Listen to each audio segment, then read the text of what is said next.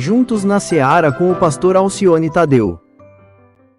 Convido vocês para que abram suas Bíblias no livro de Atos, no capítulo de número 12. Depois dos Evangelhos, Mateus, Marcos, Lucas, João e Atos. Atos, capítulo 12. Vamos começar no versículo de número 1.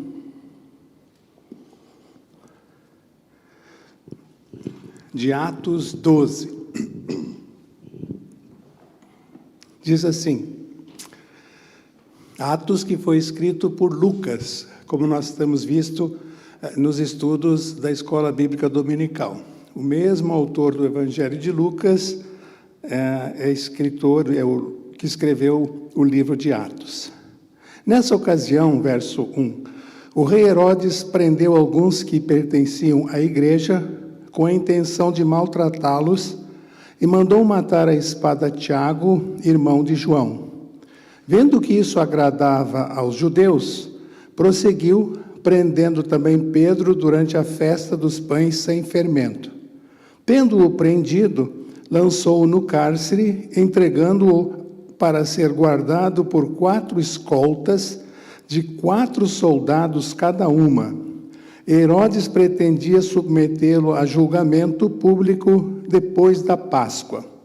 Pedro então ficou detido na prisão, mas a igreja orava intensamente a Deus por ele. Na noite anterior ao dia em que Herodes iria submetê-lo a julgamento, Pedro estava dormindo entre 2 soldados, preso com 2 algemas, e sentinelas montavam guarda à entrada do cárcere. Repentinamente apareceu um anjo do Senhor, e uma luz brilhou na cela.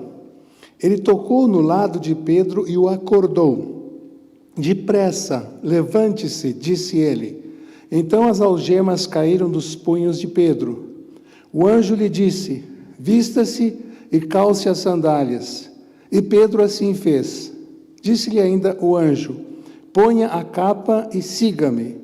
E saindo Pedro seguiu, não sabendo que era real o que fazia por meio do anjo. Tudo lhe parecia uma visão. Passaram a primeira e a segunda guarda e chegaram ao portão de ferro que dava para a cidade. Este se abriu por si mesmo para eles, e passaram. Tendo saído, caminharam ao longo de uma rua, e de repente o anjo o deixou. Então Pedro caiu em si e disse: agora sei, sem nenhuma dúvida, que o Senhor enviou o seu anjo e me libertou das mãos de Herodes e de tudo que o povo judeu esperava. Percebendo isso, ele se dirigiu à casa de Maria, mãe de João, também chamado Marcos, onde muita gente se havia reunido e estavam orando. Pedro bateu à porta do alpendre e uma serva chamada Rode veio atender. Ao reconhecer a voz de Pedro, tomada de alegria, ela correu de volta, sem abrir a porta, e exclamou: Pedro está à porta. Eles, porém, lhe disseram: você está fora de si. Insistindo ela em afirmar que era Pedro, disseram-lhe: deve ser o anjo dele. Mas Pedro continuou batendo, e quando abriram a porta e a viram, ficaram perplexos. Mas ele, fazendo-lhe sinal para que se calassem, descreveu como o Senhor o havia tirado da prisão e disse: contem isso a Tiago e aos irmãos. Então saiu e foi para outro lugar. De manhã, não foi pequeno alvoroço entre os soldados quando ao que tinha acontecido a Pedro. Fazendo-se uma busca completa e não o encontrando, Herodes fez uma investigação entre os guardas e ordenou que fossem executados. Primeira pergunta que a gente faz aqui no texto: Pedro está preso desse jeito, com algemas, soldados algemados a ele, portões de ferro, prisão de segurança máxima. Pedro está lá. Tiago, durante o dia, havia sido morto a mando de Herodes. Então a pergunta é a seguinte, irmãos: quem está com o poder afinal? Herodes? Os guardas que mataram Tiago durante o dia e agora tem Pedro preso, os soldados? O grupo de oração de irmãos que está lá na casa de Maria orando? Quem está, na verdade, com o poder nas mãos? Quem destes? Herodes, os soldados ou o grupo de oração lá na casa de Maria? Vamos ver isso no decorrer dessa meditação. Quem realmente está no comando? Quem realmente está mostrando ou tem poder? Mandou matar a Tiago.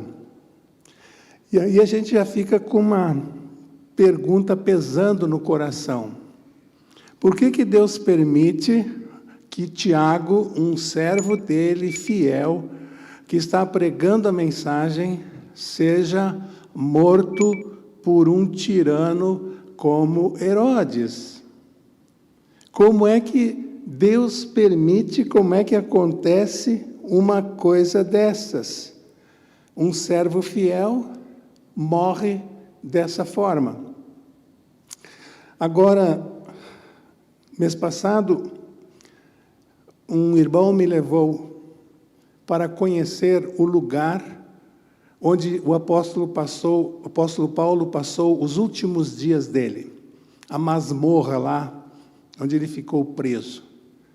Depois caminhamos, estão lá ainda as pedras por onde Paulo pisou, por onde Paulo caminhou, até lá mais atrás da prisão, onde os presos eram decapitados. Meus irmãos, você faz esse trajeto pensando no que Paulo passou, no que Paulo sofreu, até chegar lá no fundo daquele terreno onde ele foi decapitado, e você fica perguntando: por que Deus permitiu isso? Como é que acontece isso com um servo do Senhor, como Paulo? Aí eu olhei para trás, tinha um quadro pintado no mesmo lugar, de Pedro crucificado de cabeça para baixo. Não está na Bíblia.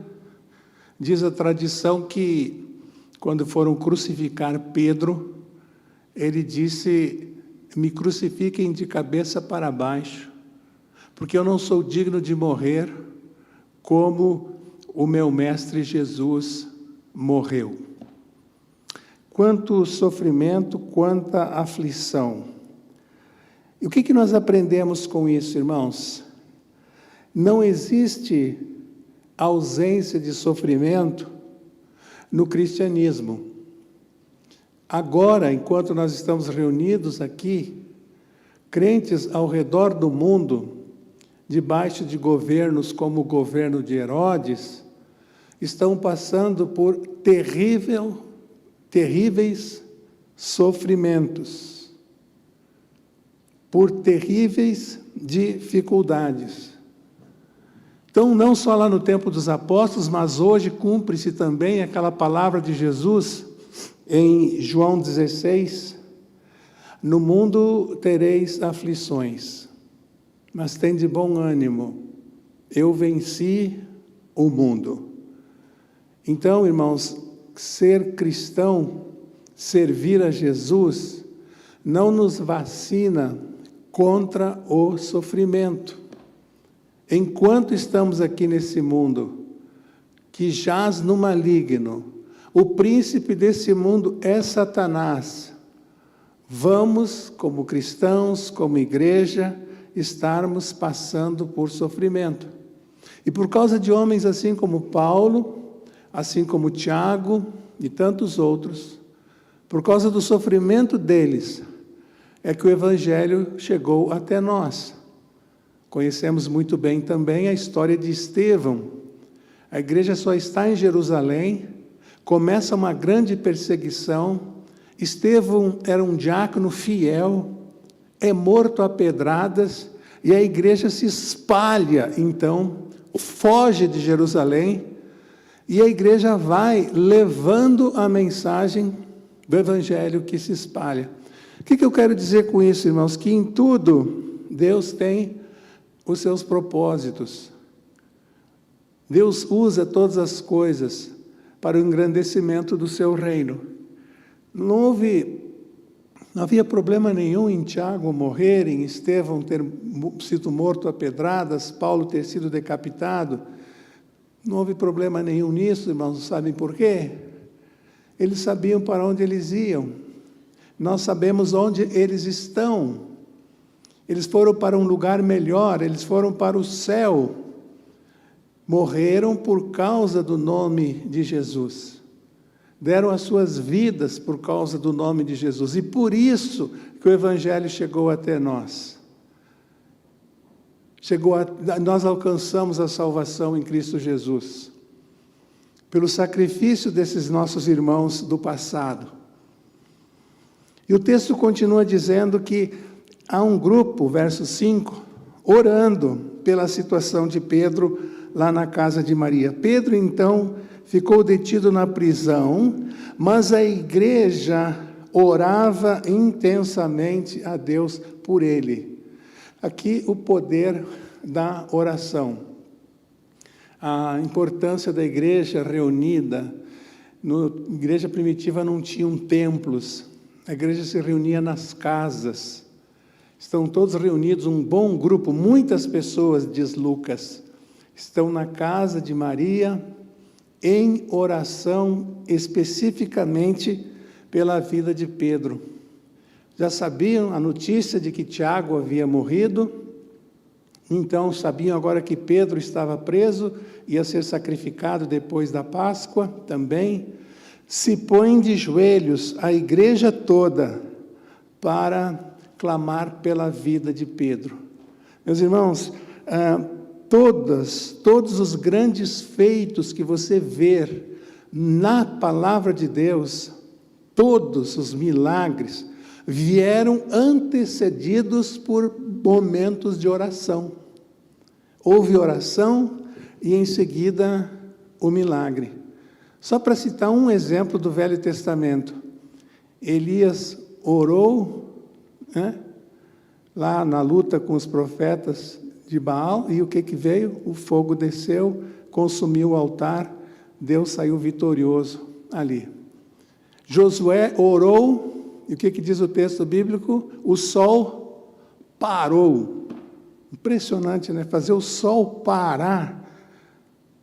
A gente não tem ideia do poder da nossa oração. Ainda mais a oração coletiva, a igreja reunida. E era tarde da noite, não olharam para o relógio. Tarde da noite estão reunidos, clamando, pedindo pelo apóstolo Paulo. Irmãos, nós vivemos nessa verdade. Nós vivemos entre o natural e o sobrenatural. Vivemos naturalmente nosso dia a dia, trabalhando, nossos afazeres, e, de repente, por causa da oração, quando nos dedicamos à oração, o sobrenatural acaba acontecendo. O crente vive assim. Não é só milagres, tanto que acabamos de ver aqui sobre a morte de Tiago. Deus podia fazer um milagre e livrá-lo? Não. Nós vivemos assim, entre o sobrenatural e o natural. O sobrenatural e o natural. Então, milagres não acontecem todo o tempo, mas acontecem. Aqui aconteceu a partir da oração daqueles irmãos lá na casa de Maria. Então Pedro está preso, algemado a 2 soldados. A prisão é de segurança máxima. A situação é impossível. Não tinha como Pedro sair dali.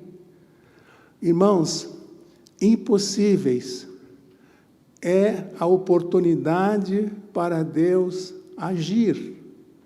Deus é especialista em questões, em situações impossíveis. Jesus nos deixou essa palavra. Por acaso há algo impossível para Deus? Por acaso há? Não. Ele é especialista em fazer o impossível. Olhem agora o que diz o versículo de número 11. Então Pedro caiu em si e disse: agora sei, sem nenhuma dúvida, que o Senhor enviou o seu anjo e me libertou da mão de Herodes e de tudo o que o povo judeu esperava. Deus fez uma obra do tamanho de Deus, do tamanho dele. Quem sabe eles estavam orando, irmãos, para que Pedro fosse liberto no outro dia, naturalmente. Herodes baixasse lá uma norma com medo dos judeus e Pedro fosse liberado. Quem sabe a igreja está orando ali, aqueles irmãos estão reunidos, pedindo algo possível, cabível, que Herodes podia fazer. Aí Deus vai e faz o sobrenatural. Deus vai e faz muito mais do que aquele grupo de irmãos estava esperando.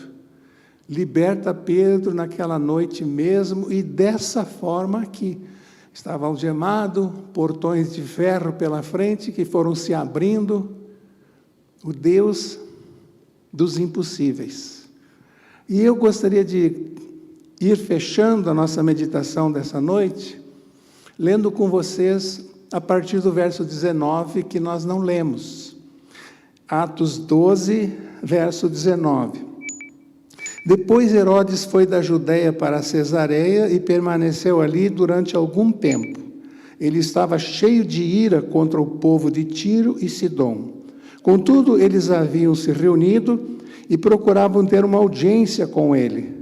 Tendo conseguido o apoio de Blasto, homem de confiança do rei, pediram paz, porque dependiam das terras do rei para obter alimento.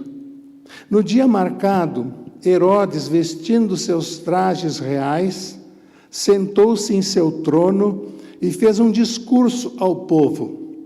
Eles começaram a gritar: é voz de Deus e não de homem. Visto que Herodes não glorificou a Deus, imediatamente um anjo do Senhor o feriu, e ele morreu, comido por vermes.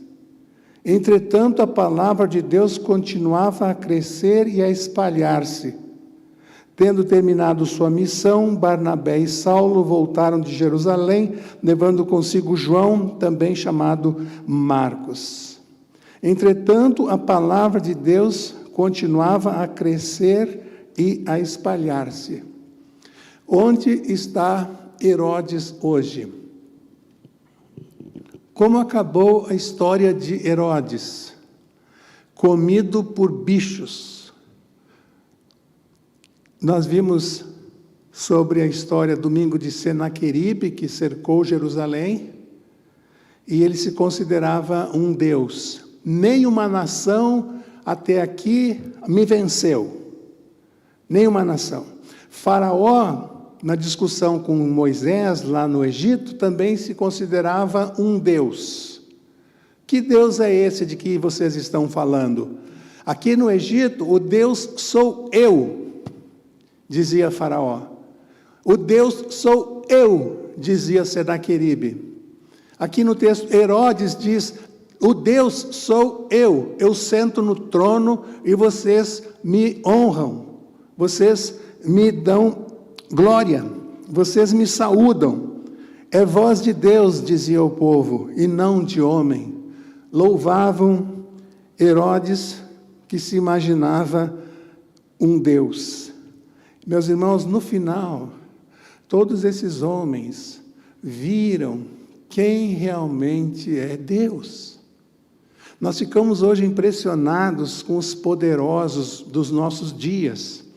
Tem exércitos poderosos, tem uma caneta poderosa que assina documentos, vencem outras nações, subjugam povos,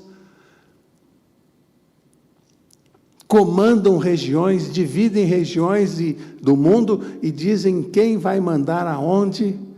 Nós estamos todo dia vendo homens poderosos se achando poderosos. Até o momento em que Deus mostra, ou Deus ainda vai mostrar a eles quem realmente é Deus. Esse é o nosso conforto, irmãos. Esse é o consolo da igreja. Ficamos tristes por Paulo, ficamos tristes por Estevão, ficamos tristes por causa de Tiago, ficamos tristes por causa dos nossos irmãos que nesse momento em alguma parte do mundo, em vários lugares do mundo, estão sofrendo por causa do nome de Jesus, ficamos tristes por eles. Mas nós sabemos no final quem é o rei, quem realmente está assentado no trono. Herodes sentou num trono aqui, mas logo é comido por bichos. Um Deus que não pode, é o Deus que fez os bichos. Deus, o nosso Deus, está acima de qualquer trono.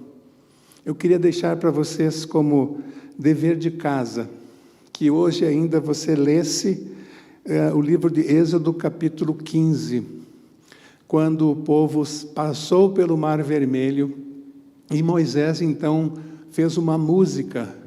Moisés escreveu um cântico, e o tema do cântico, o título do cântico, escrito por Moisés, é Só o Senhor é Deus.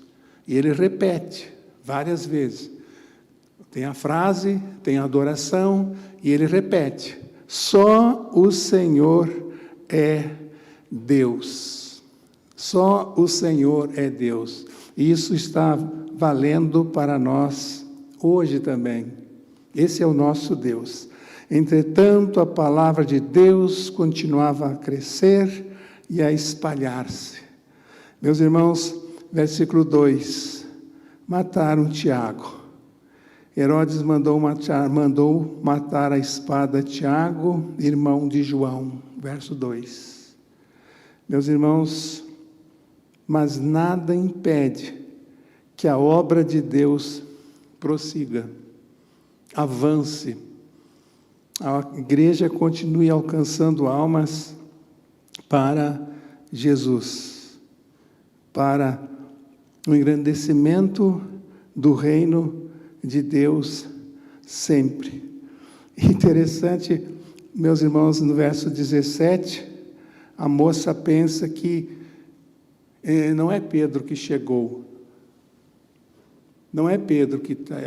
Pedro bate, ela olha, é Pedro, ela volta correndo lá onde está a reunião de oração e diz que Pedro está aí. Ninguém acreditou que Pedro estava lá. Quando a gente orar, irmãos, vamos acreditar que vai acontecer.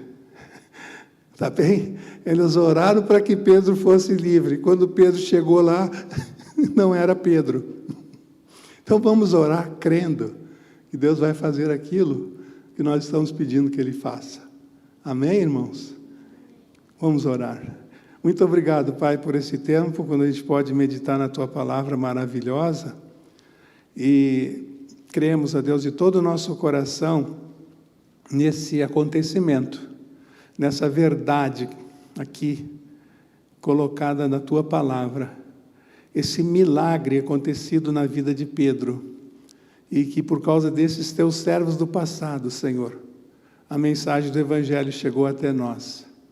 Engrandecemos o teu nome por isso, te louvamos por isso, Pai.